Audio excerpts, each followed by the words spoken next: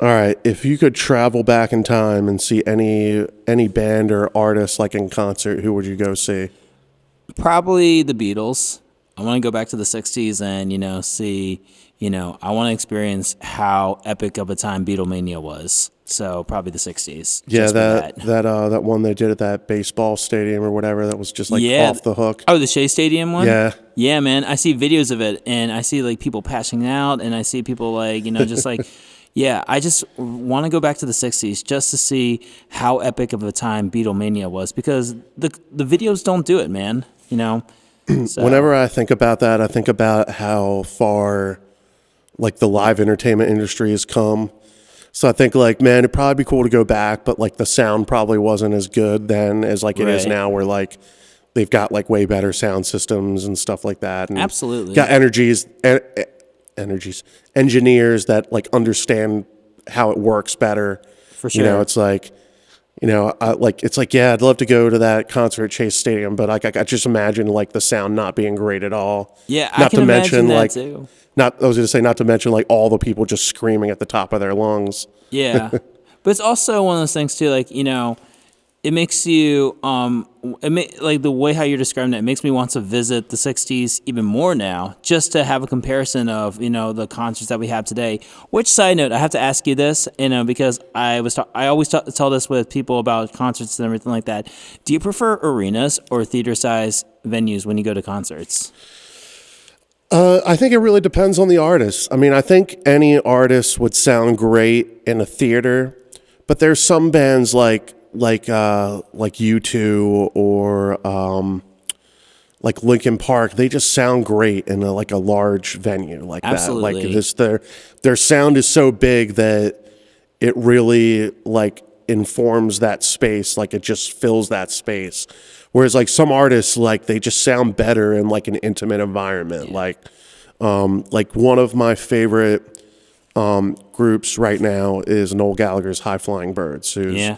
you know, for anybody who doesn't know, that's the guy who wrote Wonderwall, like from Oh, Oasis. nice. Yeah. He wrote most of their big songs and stuff, but after Oasis broke up, he did his own thing. And I really just kind of fell in love with that music. And I was like, I could really see the amount of influence he had on a lot of those songs. And I think that just like that space, I've seen him in the theater a couple times, and then I saw him on like tour a couple times, and like he was like opening for Smashing Pumpkins, Nice. in like larger spaces. But I think that it really just comes down to like what the type of artist is, Yeah. and the type of space that they're in.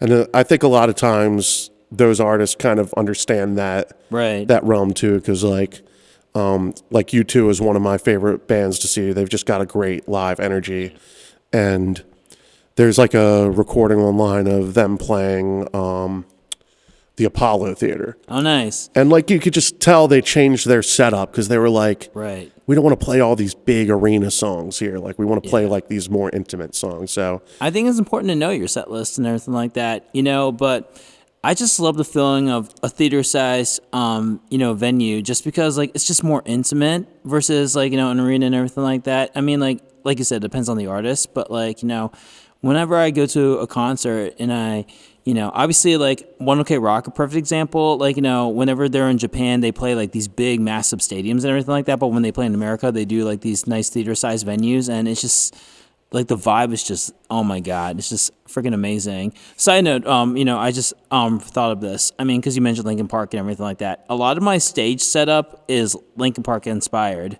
Nice. Because of like the whole thing of having live musicians, but also having like, the stems and the instrumentals, like playing in the background and everything like that. A lot of that is Linkin Park inspired. And whenever I'm overwhelmed about making a record, I always remind myself what Mike Shinoda once said, that Linkin Park's albums take over 18 months to make. So I'm just like, okay, I feel better now. yeah. Well, I think for a lot of those bands, it's such a different world. It's such a different experience I think they have, because a lot of times, they're on tour for however many years, and they might come up with some ideas on tour, but it's like I think that lifestyle like is very, very time consuming.